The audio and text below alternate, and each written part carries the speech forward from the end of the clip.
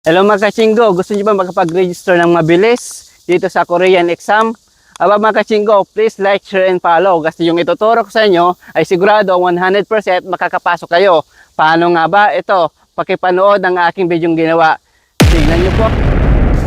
Kung wala kayong clipboard sa inyong mga cellphone, paki-download to sa mga Google Play nyo. Ang pangalan ay clipboard.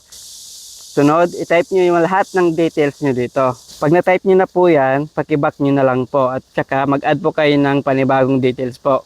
Ganyan lang po kadali.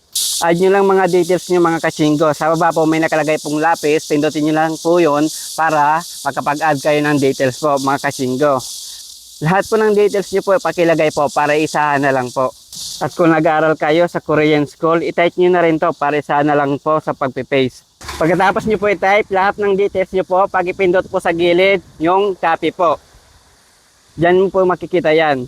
At ito na mga kachinggo, ganito ang sample natin mga kachinggo. Pindutin yung clipboard po mga kachinggo. At pindutin lang yung details na hinihingi.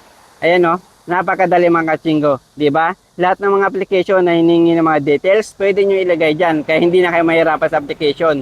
Kaya ano pa hinihintay nyo? Please like, share, and follow na po. Ito pong pinakita ko po sa inyo, hindi po ito yung registration portal po. In-example ko lang po ito para sa inyo para may guide po kayo kung gaano kadali mag-registration. And mga chinggo, napanood nyo na ba aking video? Sigurado, papasok yan mga chinggo. 100% pasok na pasok.